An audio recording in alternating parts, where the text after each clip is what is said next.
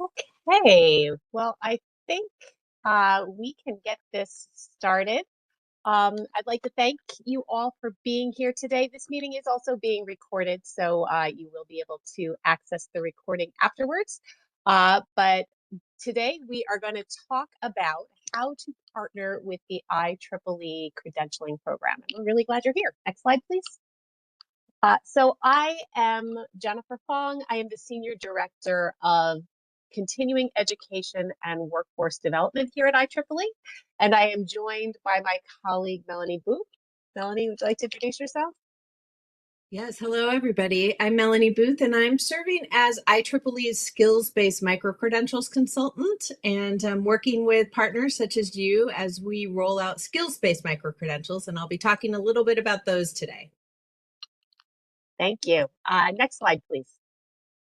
So for those that may not be familiar, just very briefly, IEEE is the world's largest not-for-profit technical professional organization for engineers and technologists.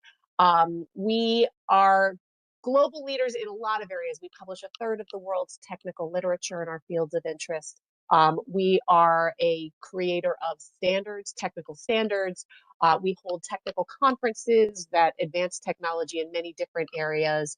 And we also are a source of technical education. We also do humanitarian activities. But our educational offerings span from K-12 programs, pre-university programs, through university, and then into continuing professional education. And for today, we're going to be talking specifically about our credentialing program, which is part of our continuing education offerings. Next slide. So the IEEE credentialing program has been offering professional credentials to working engineers and technologists for over 30 years. They are an essential part of the growth and being able to prove learning and continued learning as people continue in their careers. Next slide. So we are here today because the IEEE credentialing program plays a particular role. Um, we are really focused on making sure that when people earn professional credentials, they come from a source that industry trusts. Because of IEEE, we are a membership organization. We have over 500,000 members around the world. All major engineering companies, technology companies know IEEE. And so when credentials bear the IEEE logo, it says to industry, this comes from a source that I trust. And they are designed to help adult learners upskill, reskill, and enter new technical fields. So Melanie, do you want to talk a little bit about why this validation is important? Yeah, absolutely. Well, I think because as you set the table, Jennifer, IEEE stands for something, and so one of the things that it stands for in the credentialing program is ensuring that the learning and contributions of people who earn the credential is rigorous and meets the requirements of the field. And so that approach and that kind of validation is really important because that way the credential not only has IEEE's endorsement, if you will, for it, but it also has behind it the validated learning of the participants in any program. Thanks. Next slide, please.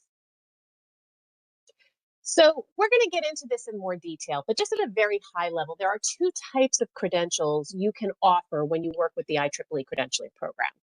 There are credit-bearing certificates, and these generally show that that the learner has successfully completed a learning course. They can contain professional credits. Typically, those are continuing education units or professional development hours. We also offer certificates of completion. And then we also offer skills-based micro-credentials, which we're going to talk about in a lot more detail exactly what that means in a few minutes. But sometimes you can do both.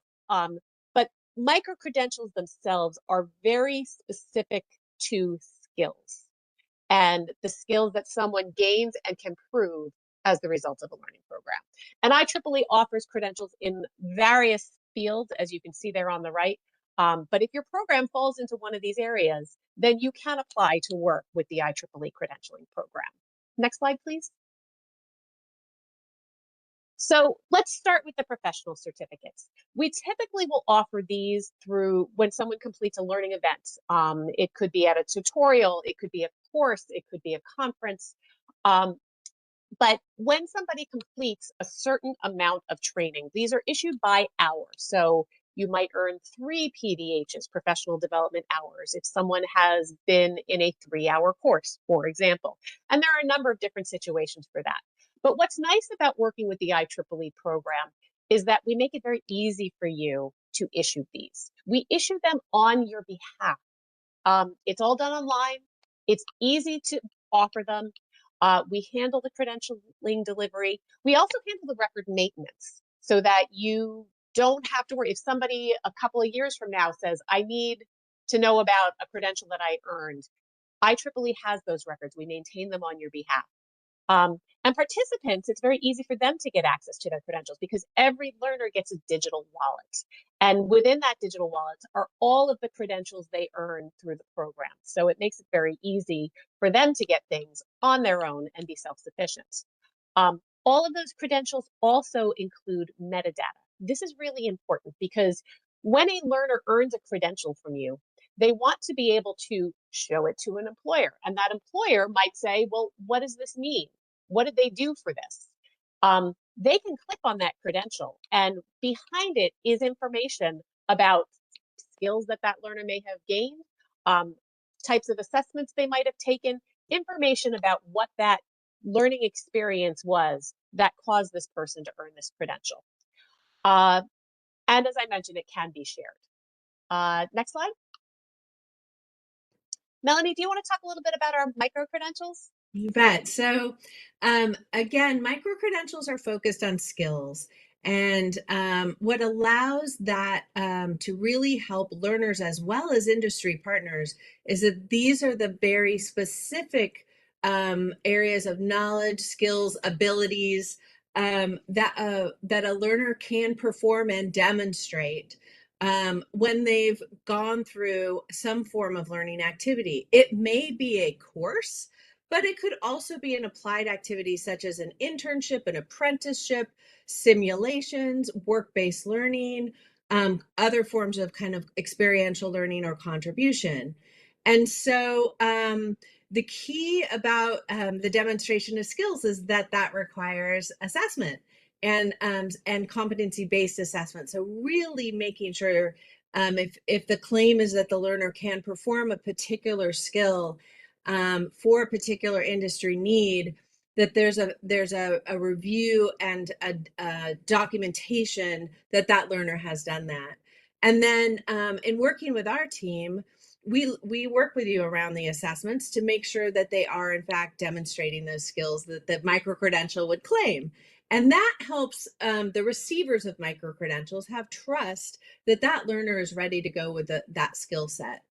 This is applicable not only at the beginning of someone's potential career in the technical field, but for reskilling or upskilling. So employers are using skills-based micro-credentials as well to make sure that their employees are on the edge of the next or on the cutting edge in terms of their skills as technology changes and industries advance. The other thing about micro credentials is they're designed to be stackable. And so learners can earn several in one program. They can stack up in terms of depth of learning and skills demonstration, or they might stack in a horizontal way depending on the industry need. Alignment to the industry need and the skill set in a particular area of industry is absolutely essential. So that's part of what we work with you around too. And like the other certificates that Jennifer mentioned, these are also verifiable and digitally shareable with that skills metadata underneath that digital credential that's within that wallet. You can see on the left side of the screen here a very high level overview of the level of skills that we work on. Level one is foundational knowledge, which just may be comprehension, but again, the learner needs to demonstrate that specifically. Level two is applied skills, so actually doing that skill, and that is proficient in that. And then level three is really a larger set of abilities, a deeper set of capabilities that are being assessed with performance-based assessments. And we can work with you to identify what is the appropriate level you're working toward in your program. How are you assessing those skills and abilities? And then what's the right level? And especially, I think if you're thinking about stacking over time to either promote reskilling or upskilling and not just initial skilling. Yeah, and Melanie, I'm going to actually say something you taught me as a real good example of these levels. Um, think about a lab kit, and a level one foundational knowledge would be somebody could identify the pieces of a lab kit. That might be the comprehension level. Whereas at a level two, somebody might be able to perform one task using that lab kit and knowing which pieces to use. And a level three might be performing a series of tasks and activities using that lab kit to complete a whole sequence of events. And so that just kind of gives you a little bit of a concrete example of what those levels might look like in practice. Thanks. Okay, next slide, please. So you're all here because presumably you're interested in how you might be able to work with the IEEE credentialing program. So we wanted to provide you with sort of how does this work in practice? Step by step, how do we get there? So the first thing you would need to do is to apply to become an approved provider. And when you apply to the IEEE credentialing program, we have a committee of experts that will review your application. We'll look for things like the qualifications of your instructor, the reputation of your institution, the types of learning offerings that you have, that sort of thing. There's a number of questions in the application. Once you go through that review, provided that you are approved, then you can move on to the next step, which is where we will work with you to develop your credentials. In the certificate path, we will work on CEUs, which are continuing education units or professional development hours. We'll figure out what's most appropriate for your program. And we'll also help to ensure you've got the right kinds of assessments that are needed, because there are rules around what types of surveys and assessments that are needed depending on the type of credential that you want to offer. And we'll work with you to make sure you have those things in place. When you're ready to run your program, at that point, you will submit your individual program details. What are the assessments you're going to be using? Who's going to be teaching the course, that sort of thing. You'll provide that information to the committee. At that point, you'll also purchase a set of credentials. You'll prepay for your credentials. So those are ready to go. And then you go ahead and hold that program. And once that learning activity is completed, you'll assess the students. You'll get that information back. That's what gets sent over to IEEE. And you'll give us the names of who has earned that credential, along with their email addresses. And then at that point, we will basically take it from there. We will issue those credentials on your behalf. And students will be able to immediately access those credentials through their email. They will be able to share them on CVs. They will be able to share them on LinkedIn or other social media platforms. It's very easy at that point. We will also, as I mentioned earlier, maintain those records for you for up to 7 years so that students can continue to ask questions about it and they can continue to share those credentials. The micro-credential pathway is just slightly different. If you go to the next slide, please. Again, you will apply. And then once you get to the design phase, we're going to work with you to really look at what are the skills that are most important to industry for the training that you're doing. And we're going to work with you to create digital credentials for each skill. Now, for the certificate program, typically students earn one for a for a course. With skills-based micro-credentials, they might earn several in a course. There might be several skills that they learn as a result of that. We'll work with you on what that should look like, and we'll make sure that the skills that you want to recognize are the ones that are most appropriate to help people with their career. We're also going to take a bit, when you get to that next step of the micro-credential approval, we're going to take a pretty hard look at those assessments because we really want to make sure that the assessments that you're using really do prove that someone can do the skills that you want to recognize. And so there may be some back and forth as we work with you to really make sure that those assessments are valid and that they're going to really be able to help prove that skill. Again, you'll purchase the set of credentials that you want. Then you go ahead and hold your course. You'll do the assessment using the approved assessment tools. And then you provide that information to IEEE about the learners, and we will issue the credentials on your behalf. So we do walk with you. You don't have to be an expert at this. We will walk through this process with you, and we will help you make sure that the assessments that you have and the programs that you're offering will really help students with what they want to do. And that's part of our validation service. Next slide, please. And the costs are really very affordable. So there is an application fee of $200. And then there is a per credential fee of $25 a credential. As I mentioned, you pre-purchase sets of credentials. Typically, if you're a smaller provider, you might start with a set of 25. If you're larger, you might pre-purchase 100, and then you can work with them for a series of programs as you need to throughout the year. If you feel like your organization would need more than that, we can absolutely work with you on larger sets. But it's fairly straightforward. Next slide. And that is pretty much it. If you are interested in getting started today, this right here is the link to the approved provider application, which you can go ahead and you can either scan the QR code or you can use this URL, which is just a bit.ly/IEEE credentials. And that will bring you right to our application, which is going to ask you information about your program, about your instructors, and so forth, to help you get into the process of approval. And so with that, let's go to the next slide. And are there any questions? If you do have questions, you can go ahead and put them in the chat.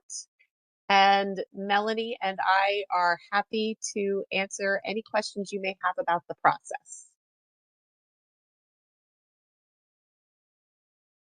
One thing I will mention while we're waiting for people, if they do have questions, this is a global program.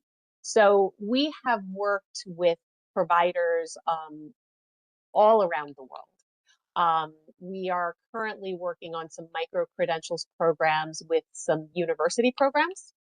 And some community college programs. Sometimes they will use these credentials for programs that are not necessarily their degree programs, but if they have specific community education programs or specific occupational kinds of programs that they are running, these are the programs that they will often come to us with to create things. We also work with companies. So sometimes a company is working with a training provider, and that company would like to have their learners have something that is globally recognized as the indication. And so they will work with us. So sometimes they'll work with a community college to create a custom program, and then they will bring in IEEE for the micro credentials or the certificates, so that the learners get something that says IEEE on it. And it is just sort of that level of quality that really ensures that this is a solid program. Jennifer, I do. Oh, I was going to read the Go question in the chat ahead, for you, and then you can please. answer it. How does that sound? Sounds good. We have a question. What are the equivalents for CEUs or PDHs abroad, like in India? Yeah, and hi Tracy, it's nice to see you. That is a good question. So there are depending on where you are in the world, there are different types of credentials. I'm trying CPD is one we see a lot. Um, I will tell you that typically PDHs are equivalent with CPD. Sometimes there are governing bodies in different parts of the world that have different requirements, but what we have found is that most of those governing engineering bodies know IEEE, and so typically people find that these credentials will work in those areas. Uh, And her next question is a cost per micro credential per person. So maybe we can go back to that cost slide and you can unpack that a little bit more for clarity. Absolutely. And what I will say, so I think, Tracy, that you are asking something related to your society. And if that's an IEEE society, there is a different structure over there. And I would be happy to talk to you offline about what that looks like. For external approved providers, those are groups that are not IEEE groups. The cost is $25 per credential. So if there were 8 people that got a micro credential, then you would pay if you were offering one credential, then that would be 8 micro credentials. If you were offering 2 credentials per person, then that would be 16 micro credentials total. So that's how that works. All right. Our next question is how frequently are credential curricula updated to keep pace with the rapid shifts in the field, like generative AI and Uh, quantum computing? That is an excellent question. And honestly, that is one of the reasons that IEEE does this program, because it is very hard for one organization to keep up with all of the training needs of all of the technology that is happening all the time. So we prefer to partner because that is how we can make sure that we are getting the most current information out. So we will work, and that's why each time that you run a course, you do need to upload those new materials for the committee to take a look at, because we do know that technology does change frequently. And so each time we want to make sure that things are keeping up. Yeah. And I think particularly the skills-based micro-credentials, because they're in smaller packages, if you will, smaller packages of skills, can really help facilitate that rapid upskilling to be responsive to those to those changes that are occurring on a regular basis. Our next question is, does the micro-credential program apply to training on any IEEE related topic of interest? For example, protection engineering, specialized software, or power quality? Yes, it absolutely does. If the training program is within IEEE fields of interest, it qualifies for this program. Thank you. And the next question, these are great questions, everybody. They Thank sure you. are. Are how does IEEE balance its strict framework compliance guidelines with a provider's need to protect proprietary training content? So that is part of the reason that everything is behind firewalls, and IEEE does have you upload your information, but we do not share that information with anyone else. That is reviewed solely by um, our committee to make sure that it meets our guidelines. But there is never a time when we would take a provider's proprietary training content and use it for anything other than that review.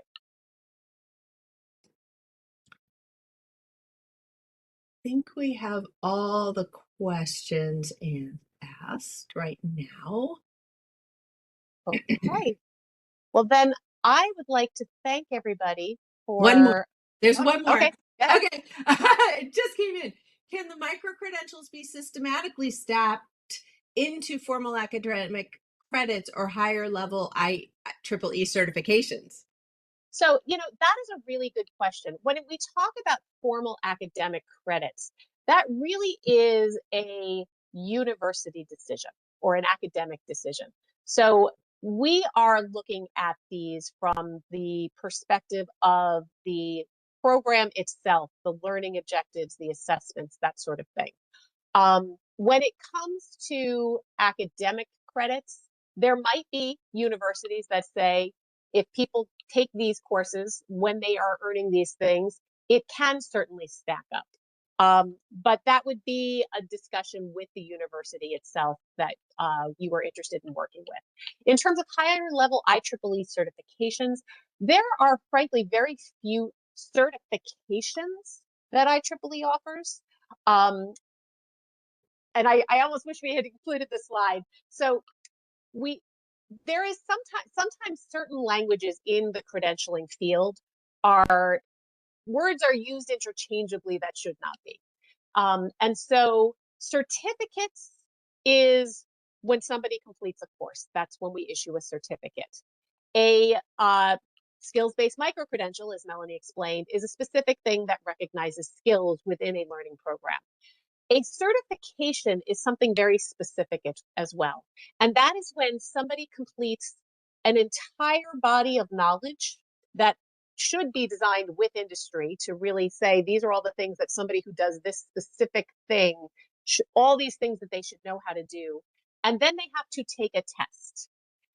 Typically, it is very involved. Typically, industry is involved in defining the requirements of that body of knowledge. And then there's a lot of maintenance that goes into making sure that that stays current with the needs of the job. As you can imagine in technology, that changes super rapidly. So it is a lot of maintenance to keep certifications fresh and relevant and active. So IEEE actually does not have a lot of certifications because we are so broad. So we don't currently have um, the credentials through this program that are stacking to IEEE certifications simply because we don't have a lot. So I hope that answers your question. Okay, and I think that might Oh, have, okay. I was going to add one last thing as we before you wrap up, which is I think that one of the great values of working with the IEEE credentialing team is that partnership approach. So this team will work with you to make sure that the learning that you're trying to advance in your community, whether it be your organization or your college or your university, or a particular group that you're working with. There's a partnership model to make sure that these credentials convey the right thing for you and for your learners, and align to what the industry needs, including those rapid changes. So that, I think that partnership model is unique and very special. And I just wanted to put a pin in that for all of you who are interested in working with the team. Absolutely. Thank you, Melanie. And thank you so much to all of you who attended today, who shared these great questions. If you have additional questions, actually, can we just go to the next slide real quick? There we go. You can contact us. It's kind of hard to see on that slide, but it's credentials@ieee.org. You can also visit our website at credentials.ieee.org. And we would be happy to answer any additional questions you have about getting started. We invite everyone to apply. So we thank you so much for being here and have a wonderful rest of your day. Thanks so much, everyone. Hi, everyone.